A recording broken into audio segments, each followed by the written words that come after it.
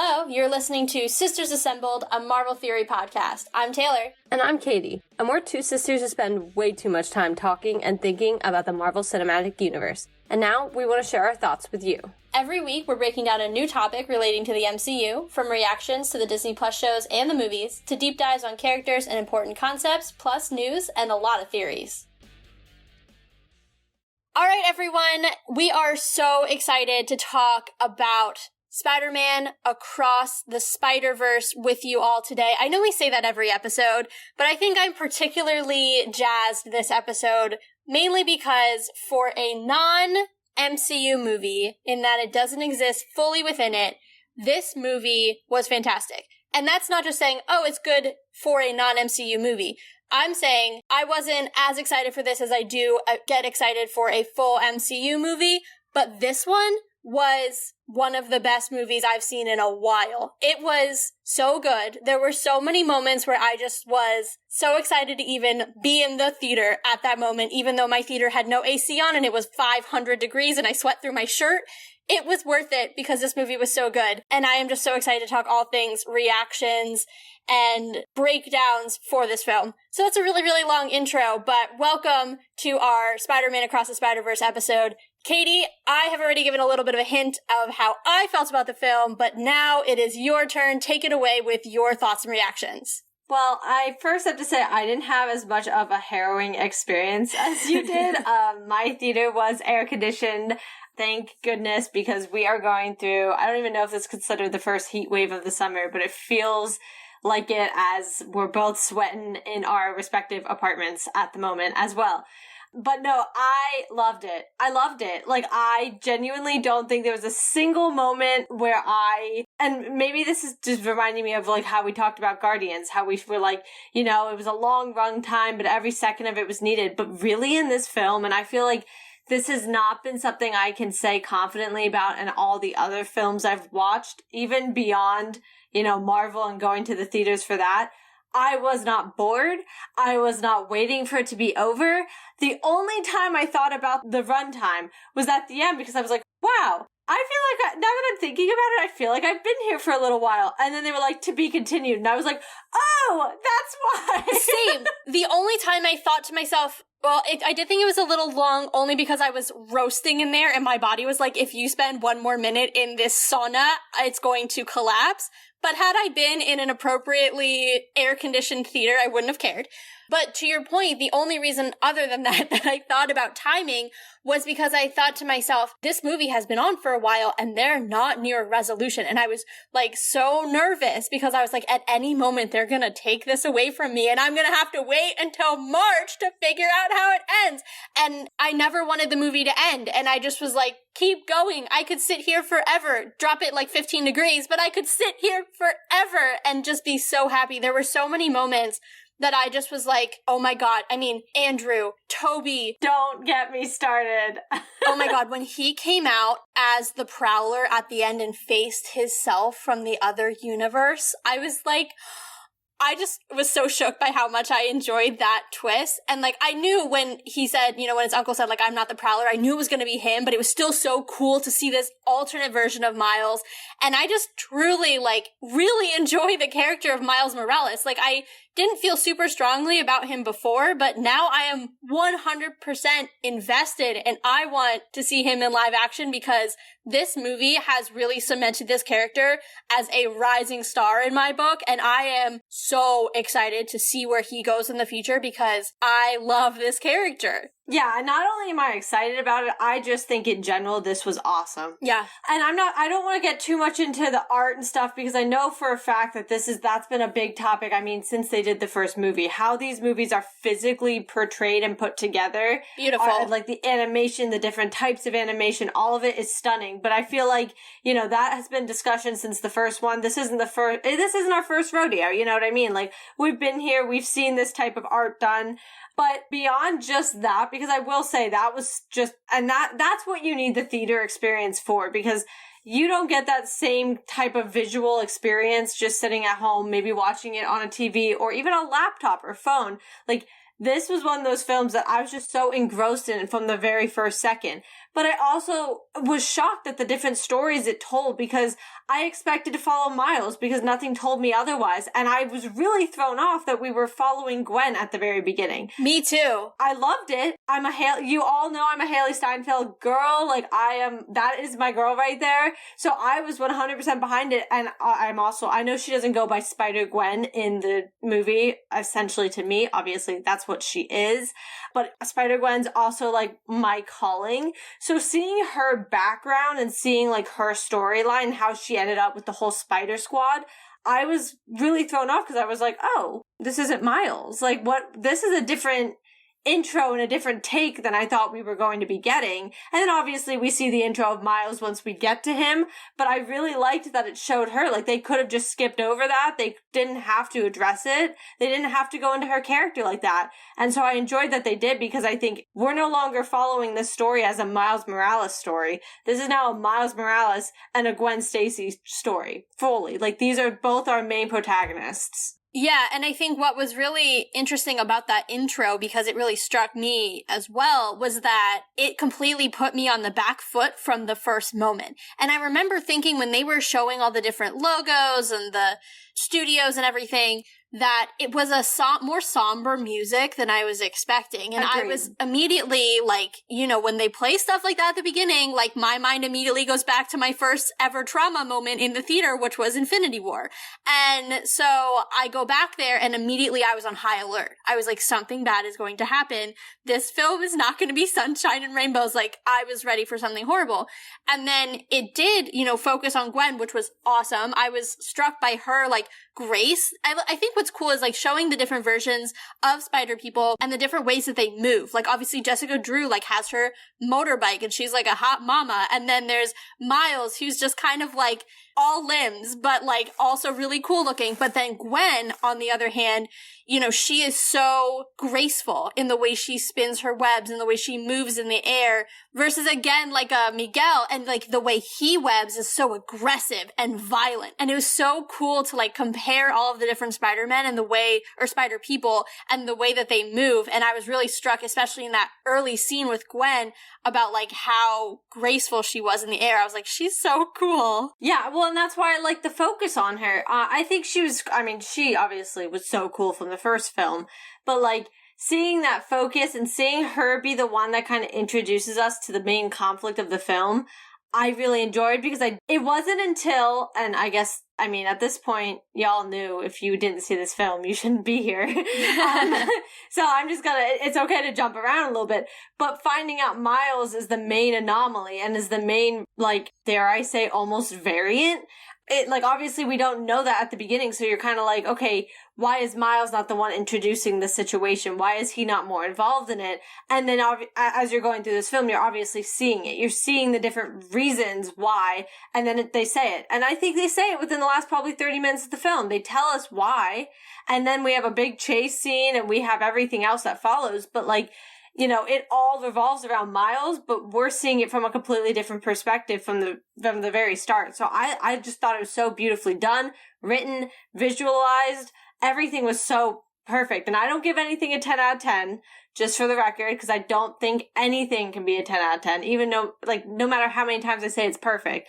But this was a 9, even a 9.99, I'll give that out of 10. Because this film, from beginning to end, was just amazing. Yeah, it truly was incredible. And you mentioned the idea of Miles kind of being the first anomaly. And I just thought that was so brilliant, because we talked last episode in our predictions. Well, I guess I wasn't last episode, but we talked in our predictions episode about, why is it that they don't want Miles there? And you had made the point, like, well, he seems to kind of do his own thing. And it's interesting because he's allowed to do his own thing because, in essence, he is not even supposed to he's supposed to exist. Obviously, we saw that in the Prowler version of him from Earth 42. But he would have had a very different trajectory as Miles Morales, not Spider-Man.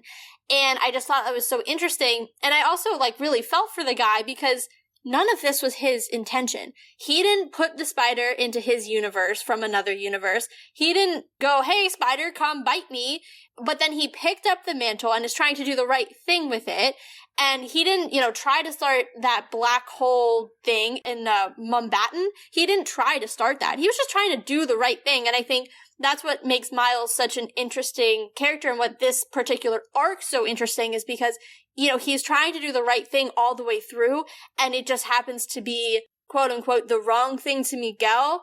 But that's all a gray area in terms, and we're going to talk about the canon idea in a second, so don't you guys worry. But, I think it's interesting that Miles views right and wrong as in terms of life and death. Stop the bad guy, save the person, right? Whereas Miguel views the right and the wrong as preserving the canon and the wider universe. And it's two very different ways of looking at that. And they're obviously opposing. And I just think that's such an interesting arc. It's an interesting narrative to build a film, and I guess really two films around. And I just was so pleasantly surprised and impressed with the way that they pulled it off. Because it could have gotten really heady, it could have gotten really difficult, but it was easy to understand, it made sense, everybody's motivations were, once revealed, clear, and I can't say enough because I just am still on such a high from how amazing that film was. Well, and I want to go off your point there, talking about, Miguel and Miles' different idea of what's right and wrong, because Gwen even says at one point, we're supposed to be the good guys. And I think, and you said it beautifully in our predictions episode, how one thing can go, somebody could think they're doing the right thing so aggressively, they become the villain, or they do the wrong thing because they're tunnel visioned into thinking, this is the right thing.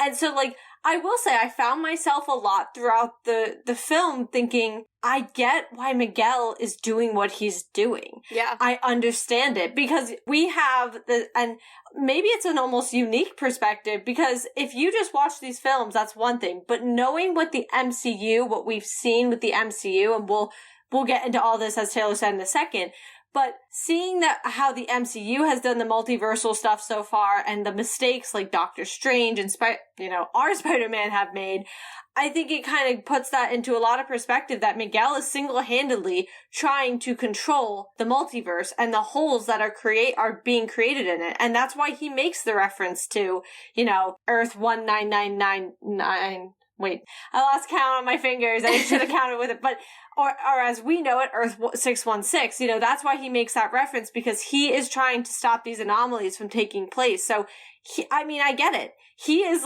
strong-holding the entire multiverse right now through different Spider-Men and trying to have different Spider-Men hold it all together. So I did find myself very sympathetic, because I was he was through a very harrowing thing. He is the only Spider-Man that accidentally, without knowing, discovered that this could happen. And the way he discovered it was by seeing a daughter that he didn't technically have, but became adoptive, but also kind of replaced her father kind of thing. And he lost this child that he'd grown so affectionate and, loved so much. And so you sit there and you're like, wow. You see why this happened. He understood, and he was the one who realized, if we let this happen, more people are going to die. More universes are going to die. Yeah, I think it's time to get into it, because I think this is going to be, if I had to take a guess, the bulk of our episode. It's the multiverse. There is one thing I lied. There's one thing I wanted to say, and the only complaint that I have with this film is the lack of end credit scenes, because I understand that it is directly leading into the next film. However, not one that really counts. I don't think there really were any, other than Miles will return, that doesn't even count. In the MCU, that's a slate after the end credit. So that was my only thing, was, where's that? And then we'll get into the multiverse, but I had to put that out there. I actually didn't have a problem with it, because it was a to be continued.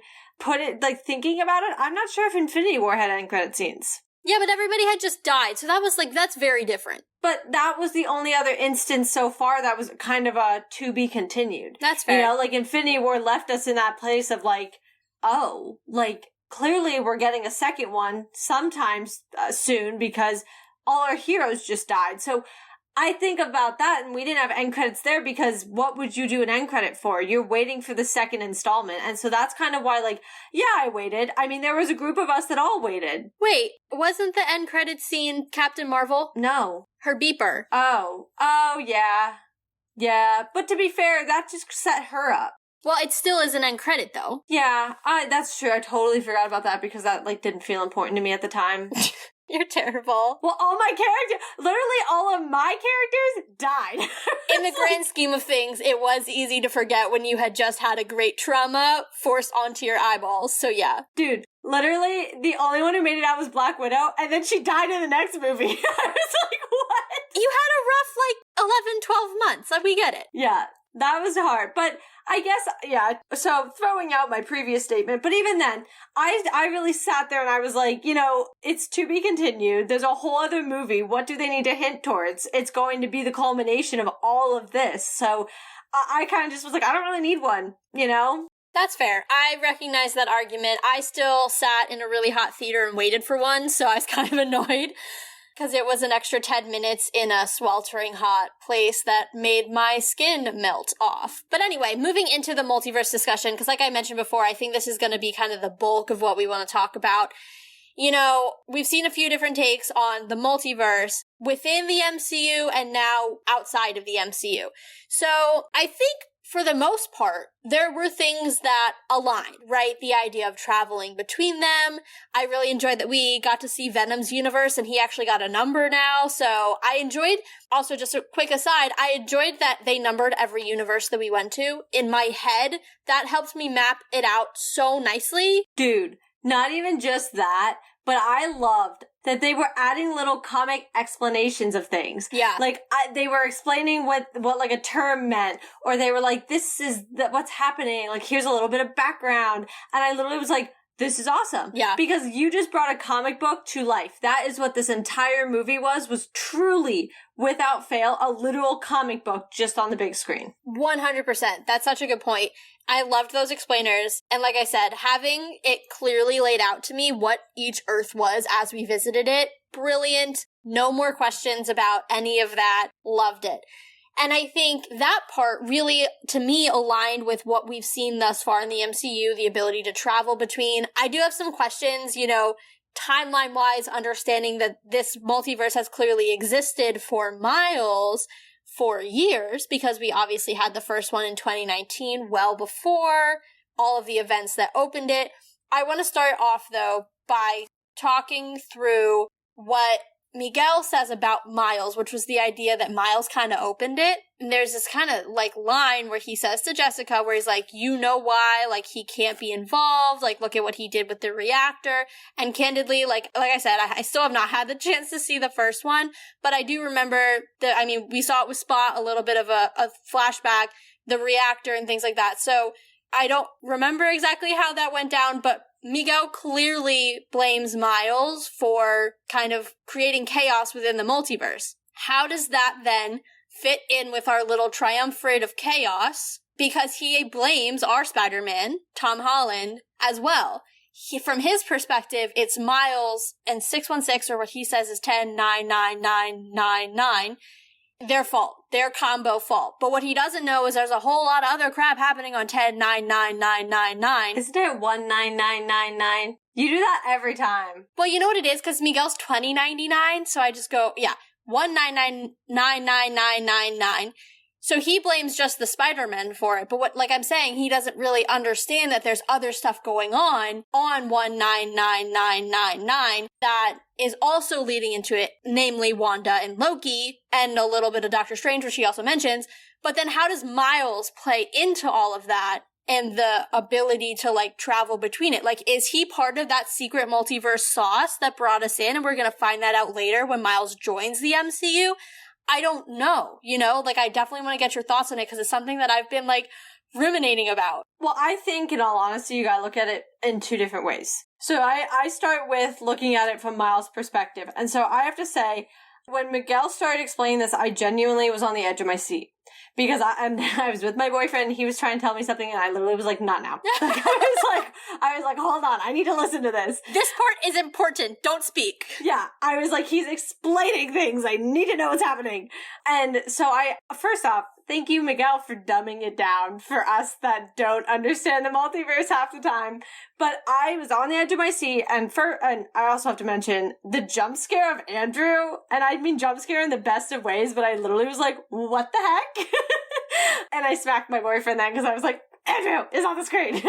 But anyway, I think, first off, it was so well explained. The fact of these canon episodes. Let's start there. Or I don't want to call them episodes, canon moments. First off, great play on words, how we always talk about things that are canon or not canon. Amazing play on words. Yeah. But I thought they were very well explained in the sense of these things need to happen so the universe doesn't fall apart.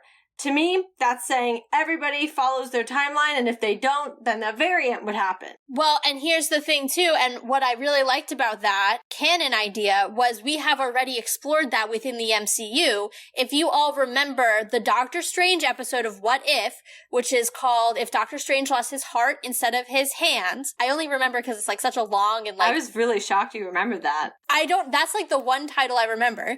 But that episode, we see that he keeps going back and back and trying to save Christine. And no matter what, they explain, I don't remember what the terminology they used, but they said, no, this event is going to happen. It needs to happen. So no matter what you do, you are not going to save her. And so I thought that married beautifully with what Miguel was explaining about the canon. Like, no matter what, as a Spider-Man, you're going to lose a captain. You're going to lose, an aunt or an uncle. You're going to lose the parent thing is obviously doesn't apply to Miles, but like most of them lost their parents. It also doesn't apply to Gwen. So we'll stick with the aunt and uncle and the captain. These are all seminal moments within a Spider-Man's experience.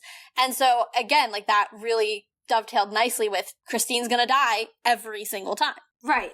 Well, and I think that's a really great example because I think, and What If's so weird because we don't really know where it's playing in the MCU. It's just like Across the Spider-Verse.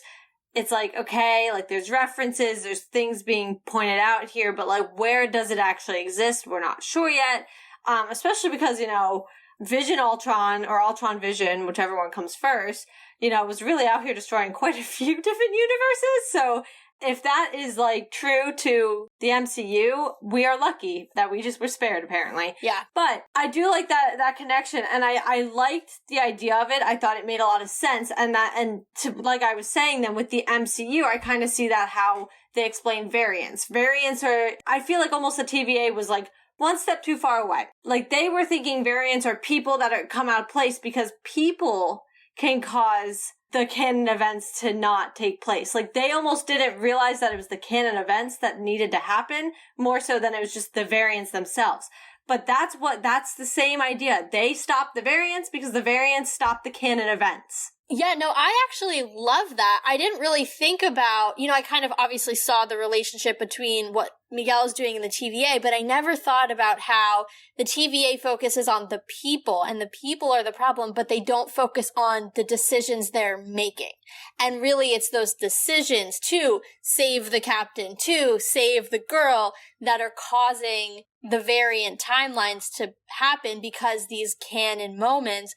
So then I almost wonder, like, are there less multiverses or less universes in the multiverse than we thought? Because not every decision is a canon decision, right? So, like, if I decide to walk down one block today and another block tomorrow, that's not going to be, outside of my normal route. That's not going to cause another universe or a variant universe because it's not a canon moment. But if I decided, I go back in time and I decided to go to a different university, that is a canon moment because that completely changes the trajectory of my life. So it's almost like the TVA was a little bit too detailed in it, in the sense that, like, oh, every single thing has to be exactly the same, versus like, oh, if you had let a few things go, almost like where Loki went into, I forget what it's called now, but when he went into a moment before a catastrophic event, and he said, what I do now doesn't make any difference because it's not going to change that these people are all going to die. And that's where Loki and Sylvie were hiding. I almost wonder if it's less about the fact that that moment was going to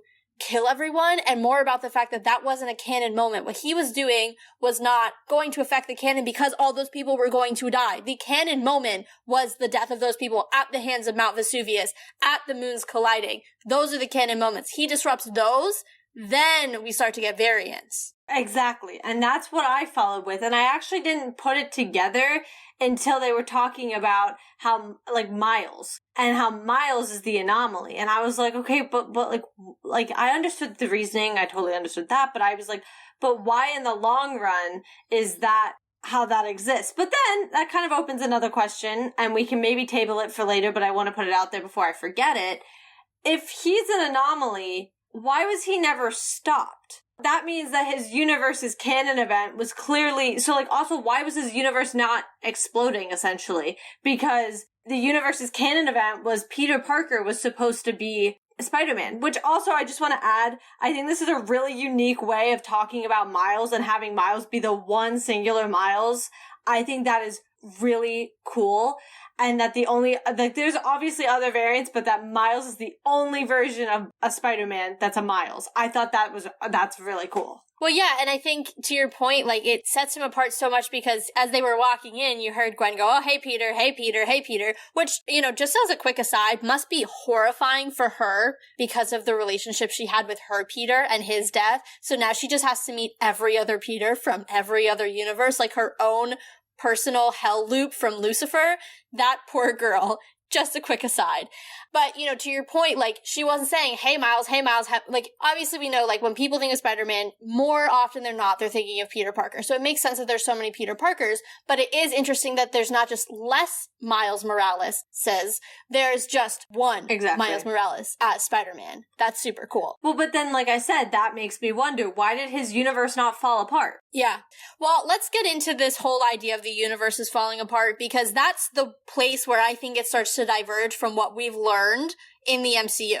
MCU, when something, let's take this canon idea and run with it. Canon event gets disrupted, gets changed, whatever. In the MCU, we're taught this creates an alternate universe. From that point on, we're coming off the sacred circle and we are branching into a new universe. They work together until that moment, right?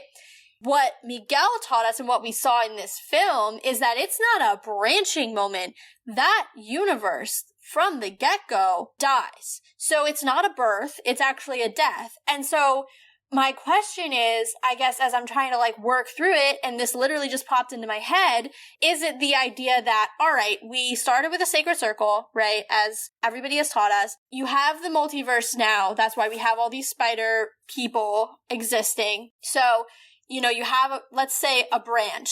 Now, if a canon moment from the branch doesn't happen, it does. That's when the branch dies. The only thing that's a wrinkle there is, what determines a canon moment in the branch if it's a divergent of a previous canon moment? Because theoretically, there should be no canon in the new branch if that's just a completely new universe with a whole new set of rules. Oh, I might say something we're gonna hate. Oh, no.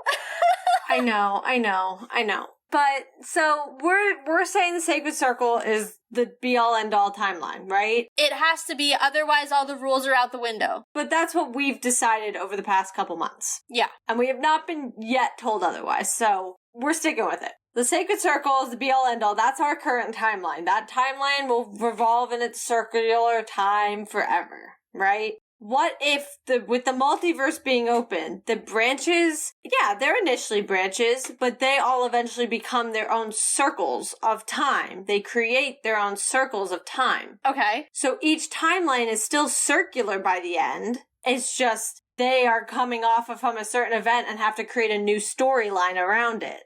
I align with that, and I think it makes a lot of sense. I don't hate it. My question, though, is what then determines? So he who remains, right? He is the one who determined kind of what those, in my head, if we're taking this canon thing all the way, he's the one who determined what those canon events were and created the TVA to prune off anybody who messed up a canon event, right? But without a he who remains in every universe, who is deciding what these canon moments are that the universe cannot exist without? Could we argue Miguel?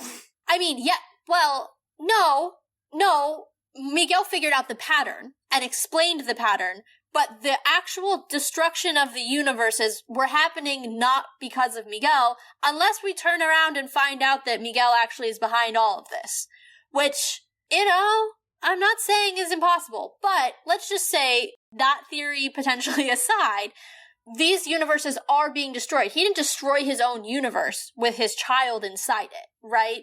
So what decided that a canon moment, also known as the other Miguel's death, had to happen Otherwise, that universe could not survive. Like, there has to be something out there that is deciding that. Is it the Watcher? Is it some sort of cosmic being? Is it an eternal? Or is it just, this is gonna sound so stupid, but is it just how it works? Put aside somebody deciding it. Is it just the system of things? Think about gravity. We don't really get it. We know it does what it does. I'm sure there are people in the science realm who can be like X plus Z is 17 and B and Y and this is gravity. And they could explain it fully. But to us, we're just kind of it's how the world works. Or the ozone layer. We're just it protects us. We don't and yeah, there's the ins and outs of it. But for the most part, it's just the world created that, and we're just living with it. So what if this is just how the multiverse works? When those moments don't happen, the multiverse itself, the timelines all know it.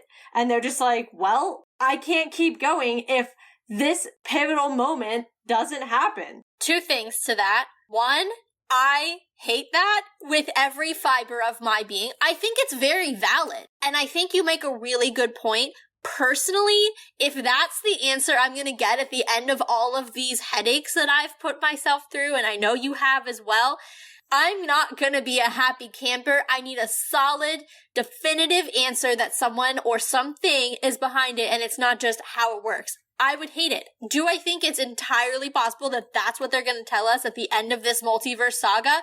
Absolutely. But that doesn't mean I have to like it. Well, because keep in mind, the sacred circle existed before the multiverse, right? Right. This circle of time just lived its life. No one did anything about it. And then the multiverse was open. And now it's theoretically, there was a multiverse, then it was trimmed down, and then now there's a multiverse again. Yeah, but I'm saying for a while, it was just the sacred circle, and it was just that timeline, because he who remained made sure the TVA in that timeline existed and pruned it. Cool. They were pruning it. But now that there's nobody pruning it in the main timeline anymore, and the multiverse opened, who's to sit there and say that these universes have to have pivotal moments happen, or they just almost get enveloped into a black hole? Well, that was my second point, and I just want to get your thoughts on this. I want to understand, what is the difference? So for example, we have the sacred circle, a canon moment's disrupted, and now we have a new universe, right? But then why is it that in some cases a new universe is created, and in other cases it's entirely a universal collapse? What is the threshold for collapse versus creation of another universe? I think it deals with the canon events, right? So if the canon events never happen, that's a collapse. But I think if, say, Loki, for example, in 2012, we all know 2012 Loki would have made it so that some canon event further down the road didn't happen. We know that, just because he's Loki. So he was a threat, they had to get rid of him. Well, not to mention he needed to go on the rest of his journey and save Jane and blah, blah, blah. Well, right. That's what I mean, though. Those could all be considered canon events to his character. And because they won't happen if he's still chilling, because now we're missing a Loki and all sorts of other problems. So I'm thinking, if the canon event doesn't happen for certain whatever, it has to collapse. But if it doesn't necessarily, if it's just a different decision in a canon event, that's when a different universe can be created. So essentially same outcome, different way? Yeah. So even, how they said the Avengers had to go back in time, that was part of what that was. What if only two of them went back in time?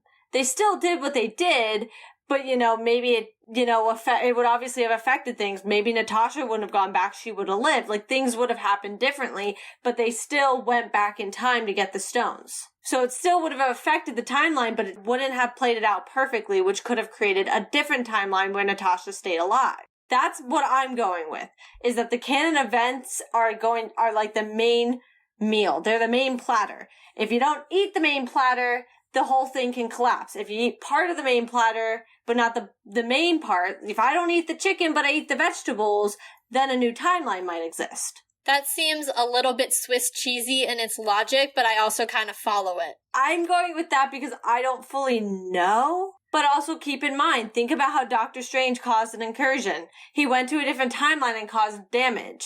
Yes, and I thought about that. The only thing is, there's a difference between a full universal collapse, which we saw in this film, and an incursion, which is two universes essentially hitting one another, right? Right. So I guess that's almost like a third variable in there. You know, what causes an incursion versus causes a collapse versus causes, you know, a variant universe. Yeah, and that is a good question, because Miles did the same thing Doctor Strange did, but somehow Doctor Strange caused an incursion and Miles collapsed the universe. But this is why. This is why, in my thought process, Miles, when he went to a different timeline or universe, affected a canon event. And that is what collapsed the universe. Versus when Doctor Strange went to a different universe, it's not a canon event that all of the Illuminati died. That's not a canon event. That wasn't supposed to happen. Well, right, because she was never supposed to be there. Right. That's what can cause the incursion then. Because now you brought our universe in, and that's how they're hitting each other. Because you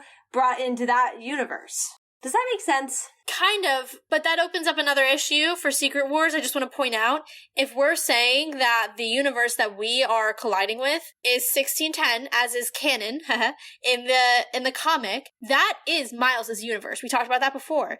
If we're saying then that that's the Illuminati Earth, that means we've seen Miles's Earth in live action. Yeah, that's too far into the weeds that I don't want to go into just yet. That's fair. I'm just pointing that out. I think if we're gonna say that, that needs to be noted. Right. That if that's true, that is the logical end to that thought process. But that's what I'm thinking is the difference there. Is when it's all about the canon event and how it's affected. I mean, I think that's the best answer for what we've got now. I still want a rule book. Because, think about it this way. Oh, here's a great example. So I just talked about why Miles' event didn't create an incursion, but created a collapse of the universe. I think what would have created a new time or a new universe would have been if the Spider-Man that had been in that universe, I don't remember his name. I don't either, but he was hilarious. Yeah, I know. And for reference, I'm talking the universe that was based off of India. Mumbattan. It was a combo between Mumbai and Manhattan. Mumbattan. I like that. Okay. So that universe, if he would have saved the cop and not his girlfriend, as he was supposed to, that would have caused a new universe. But it was still a canon event, he just made a different choice. So he still would have lost one. Yes. But the one that he would have lost would have been different. Yes. He would have changed his canon event by making a different choice, but it still happened. When the canon event doesn't happen, the universe collapses. And when complete unexpected things due to people meddling in the wrong universe happen, then incursions take place. Boom. But Miles, that's the thing though. Miles is from a different universe meddling. But he affected the canon event. That was the problem. Can we say an incursion happens when you create an event that is not canon? Yeah, well, that's what I mean. Yeah, so Wanda going and killing the Illuminati was not supposed to happen. No, obviously. Therefore, creating an incursion. Yeah. When somebody from a different universe goes and affects the timeline in any way, that can create the incursion. But if the canon is stopped or whatever, that's when the universe falls apart. Okay. But if the other person in the universe, from a different universe, just does whatever in the universe and screws up the timeline, that causes the incursion. I think I can get behind these rules that we've now just made up here and may or may not be right about. Marvel should hire us. I think I have a better storyline. I mean, honestly, even if we're not writing storylines, can we just be the people who fact check and say, actually, this is how it needs to be in order to fit in the rules that we've already established so we're not contradicting ourselves with every new release? I think that's the best way to think about it. I think it is. Yeah, because now we've seen 3 very different results that happen with movement and meddling in the multiverse. You can either have a collapse, an incursion, or a new universe. Yeah, and I think that's how they take place. But speaking of this, then we have our good friend Spot. Yeah, let's get into it. But let me start, because never did I think I would be right about anything in this movie, and somehow he was the one I was right about. Yeah. I called it, and I even called that I thought he would be saved for the 3rd movie to be the big one in that. You did. I know we definitely talked extensively about his very interesting powers, potentially being multiversal. He took a quick turn. You know, he was riding down that villain hill pretty fast. Yeah. And he got dark. And I mean, like, both, like, physically and emotionally / mentally very quickly. And I thought that was actually a really interesting depiction, too, physically. To view him, he was obviously white with the black spots at the beginning. And then as he took in more, I'm assuming, dark matter, dark energy, I don't know, I'm not a physicist. As he started to absorb more of that, his actual depiction, you know, flipped to being mainly dark with the white spots. So that was also really interesting. I thought he was fun at the beginning, and then he was, like, really scary at the end. And I'm really excited to see him in the next film. Well, I also think the dark matter was probably, like, I think Electro's a great example. How he was, like, not inherently a bad person, and then he, like, fell into the vat of, like, electric eels. And then, like, he still wasn't a bad person yet. Yeah. But he had that little bit inside of him of just anger at, you know, people. And it just grew worse. And that's how he became a villain. So I kind of saw that in Spot, too, where he had this anger already. And I mean, the guy was just trying to steal an ATM. Like, I'm not trying to act like a criminal's not a criminal, but, like, he really wasn't multiversal threat level at all. Yeah. From the very beginning. But he had this anger, and then, you know, Miles, which I have to say, I just have to have a quick mention, how they brought up the quick wit of all the Spider-Men or Spider people, and how they're like, do we use it as a coping mechanism? I really was like, oh, they're calling them out for this. But Spot even said, like, it's cruel, you know, what you're saying is cruel. And then you just see him as he's trying to win, I guess, is really the best way to put it. He's just trying to get his revenge because he blames Miles, which I feel like is a bit of a complicated way to blame Miles, but I also see they have a much more intertwined relationship that I think was interesting because we didn't get to see any of it. Yeah, and I also really liked how it creates a through line between the films, because I think if you don't have that relationship, it can seem very disjointed, right? There's even been, like, many people mention, like, Miles has grown up. Like, has clearly been, like, a passage of time. He's upset he hasn't seen his friends in a while. So there's been time between the first movie and the second movie. And I think if you don't have that through line that he inadvertently created his next two movies' villains in the first film, it can feel like they're very disjointed, especially because 2 and 3 are, like we talked about at the beginning, first movie, you know, direct sequel. And so it can make one feel kind of like, where does this belong? You know, obviously it's an origin, but how does that fit? But I love the fact that, like, he didn't know he created his villain that's gonna antagonize him for the rest of this series in that first film. As he's just learning how to be Spider-Man, as he's figuring it all out, he's laying the seeds for these other movies. And I think it's such a smart and subtle way to tie the whole trilogy together. Because really now, this trilogy, I mean, it's obviously Gwen has moved up in prominence as well as a main character, but if you're looking at it from the lens of Miles, it's a Spot versus Miles trilogy. That's what it is. Well, he calls himself his main nemesis. Exactly. And now through that development, you're seeing that happen, and you can actually realistically say, like, oh, I understand how that all came to be. And I like it even more because Spot has that added thing of being like, I created you. Yeah. And did he? Not really. It was fully an accident. Like, the spider could have literally bit anybody else. Like, it happened. It was an accident, which also is why when Miguel's, like, constantly blaming Miles, and I'm like, Spot literally did it. Yeah. Like, he brought the spider into the wrong universe. Miles, you know, like, just got bit. Yeah, I know. Wrong place, wrong time, and it's all this kid's fault. Yeah. But it is interesting that, like, they, in essence, created each other. Yeah. Spot created Miles, to your point, by opening the door between the universes, and then in return, Miles created Spot by, you know, having a little bit of a rough go as Spider-Man there for a minute. So it's so interesting how, like, all of that, like, there literally would not be a Miles as Spider-Man without Spot, and now we've come full circle to the point where he literally wants to destroy him because of what happened in the first film. Well, and do you blame him? Because I think he even says, he's like, you know, I got you bit by a spider on accident and you became a hero. You blew me up in a reactor and this is what I became, and I lost everything because of it instead. Yeah. And so I see that it's like such an interesting relationship, because that is what makes a nemesis so awesome to a hero is when they are just so tied together. And obviously, like, Spot is not, in the comics, one of the most well-known Peter Parker nemesis, and obviously I know this is Miles, but, like, just Spider-Man in general, not really one of the more well-known ones. When I think of Spider-Man, one of the best nemesis is obviously the Goblin, like, of course, or Doc Ock even. Those two are probably pretty high up there, and Venom is the last one.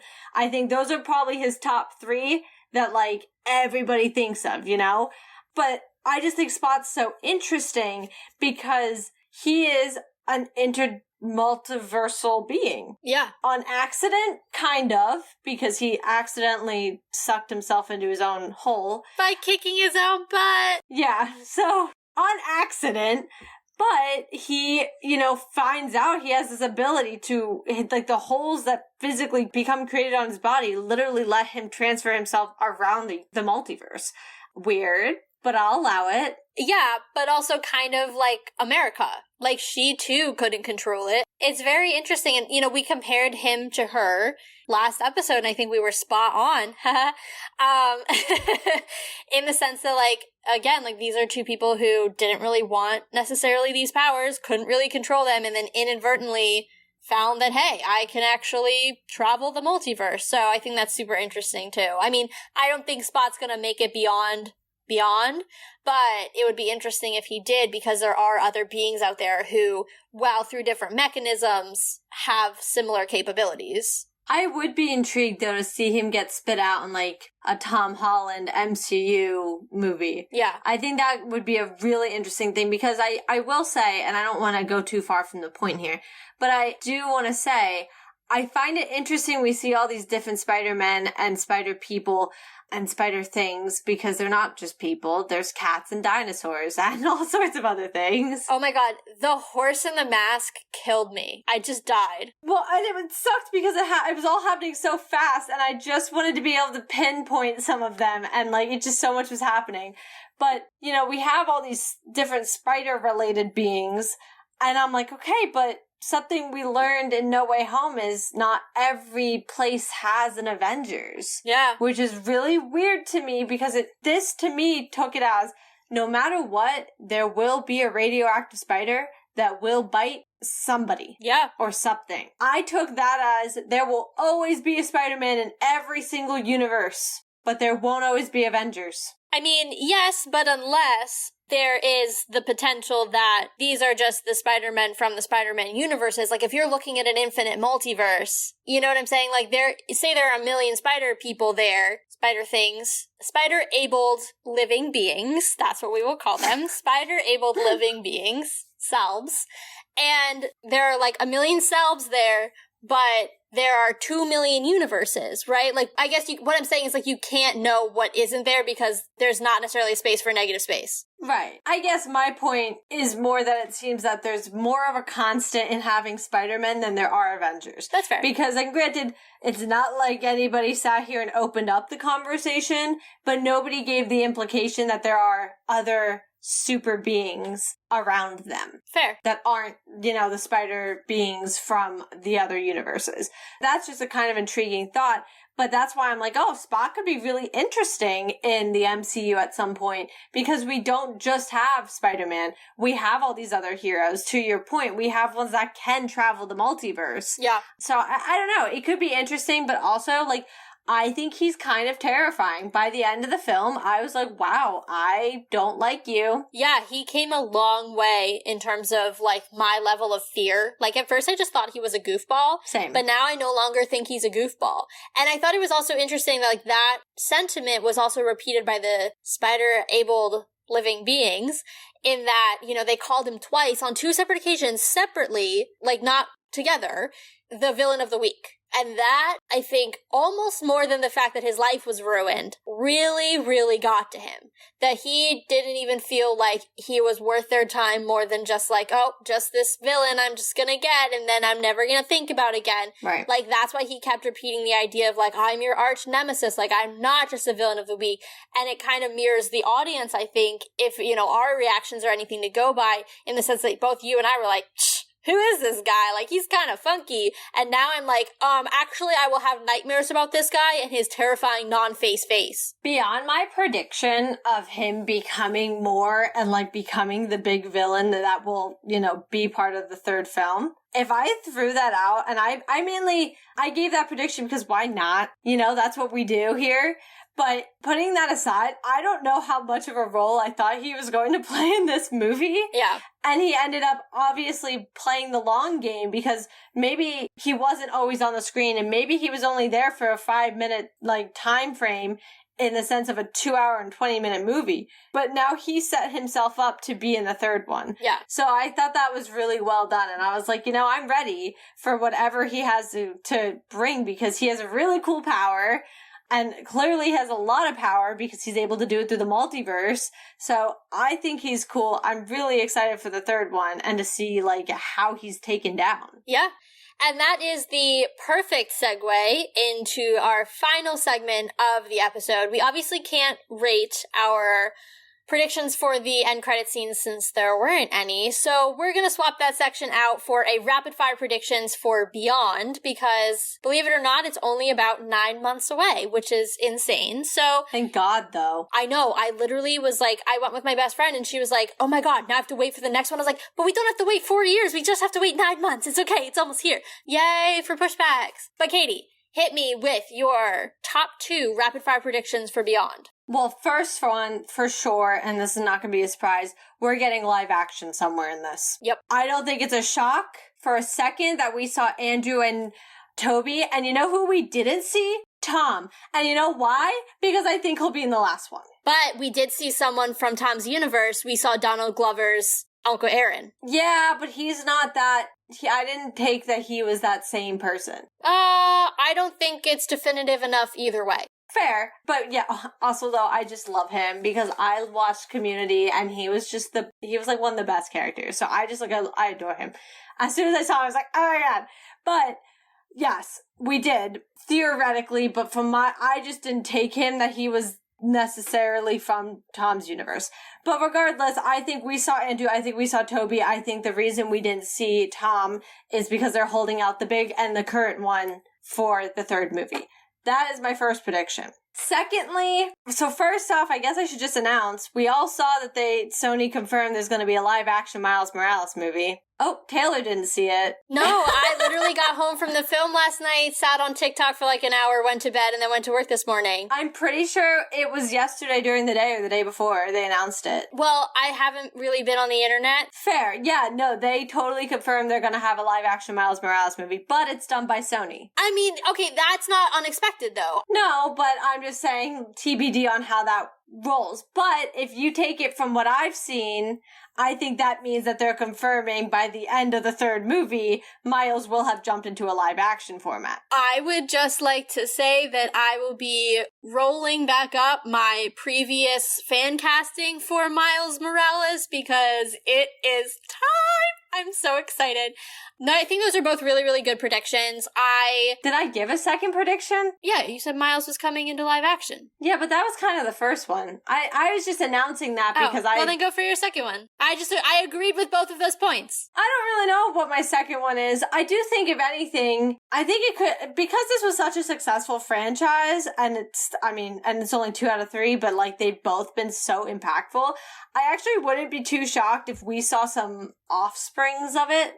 And we got an adventure into some more of the different spider people and spider things. So that's kind of, I don't know if that's really a prediction or if that's more of just a long-term thought process. But I'm thinking that, this was just too successful for Sony, I think, to walk away, especially considering some of their other projects that they should walk away from. So I think, we're going to see some other similar storylines come along further down the road to follow different spider people. Interesting. I like it.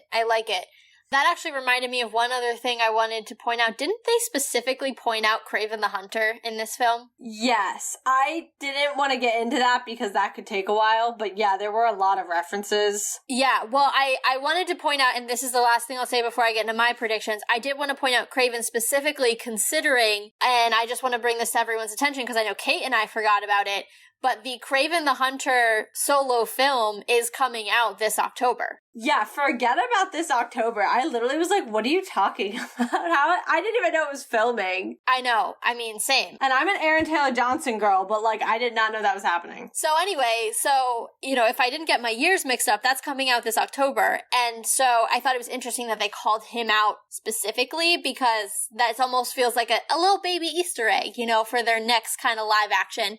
But anyway, diving into my predictions, I too think we're gonna, see that transition of Miles from animation to live action. I'm excited to see them pull that off. I was actually really impressed in the film of their mix of mediums. Like, obviously we've seen them use the different types of animation before, and that's been really cool, but I wasn't sure how it was going to look with, live action, and they had Toby in there too, but like Toby and Andrew looked good, and I think they were able to do that. And even having Donald Glover in there, it wasn't jarring, and I was really concerned that it was going to be really, really jarring, and it wasn't. And so that makes me really, really excited to see however they pull off this transition from Miles in his current medium of animation and his style of animation into live action.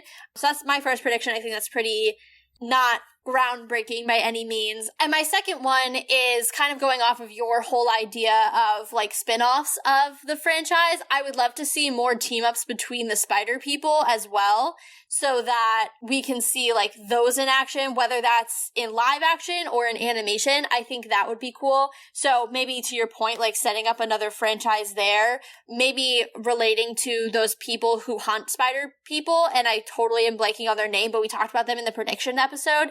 Like, maybe they're the next big bad, and that's the next trilogy as Miles moves on to have his own live action franchise. Maybe we continue in animation and set up a trilogy where now the Spider People are being hunted not by multiversal rules, but by an actual group of people who are really after them. So maybe that's it. I don't know enough to go any further, but that's just my quick rapid fire 2 predictions coming out of Across the Spider-Verse. Yeah, I just think the potential of this film and what it's setting up the potential for the third one to have as well is just, it's so exciting. And obviously, as MCU fans, I think there's been some ups and downs throughout the past few phases. But like, to see a film like this, you just get so excited. It's just so fun to have everybody want to talk about it, and just be able to come out of this and know something so much bigger and cooler is coming right after it to finish it out is awesome. Yeah, and this is my last parting thought that I'll say on this episode, but I think to your point, it's been tough in the last few phases in the MCU, because even, people want to say what they want to say about the quality, that's fine. I think even the ones that are really high quality, I'm talking strictly film here, leaving the shows alone, they've been darker. I think the last couple of films that I've really enjoyed and that are really top for me have been Black Panther and Guardians. Well, there was a lot of pain and a lot of hurt and a lot of tears in both of them, and that doesn't mean they weren't great movies, but they were not the kind of movie that you can just sit down and watch just because you're feeling good. Like, cinematically beautiful, emotionally damaging. So it was kind of nice, and like, even though this had darker elements, I think it was still more fun than it has been in a hot minute to go see an MCU film, just because of the tone that has been taken lately. But anyway, this has been a wrap on our Spider-Man Across the Spider-Verse predictions. If you didn't get it by our reactions and the way we've been talking about this film, we loved it. And I think I can speak for both of us when I say that we're really, really excited for Beyond the Spider-Verse and Miles and his trajectory as he hopefully joins us in the MCU in the future. If you are looking forward to our coverage of future MCU and MCU adjacent projects and you haven't already subscribed, you can do so on your podcast platform of choice.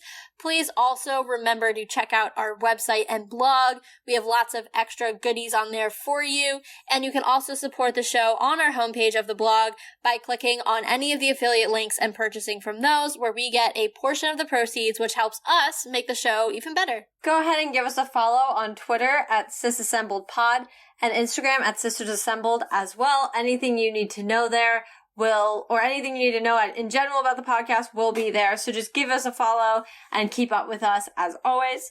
And join us next week where we go back to the Guardians of the Galaxy franchise, where we will be talking about all the callbacks and Easter eggs that was in Volume 3 to finish out that franchise for the time being, since we don't know the next time we're getting our new Guardians team up.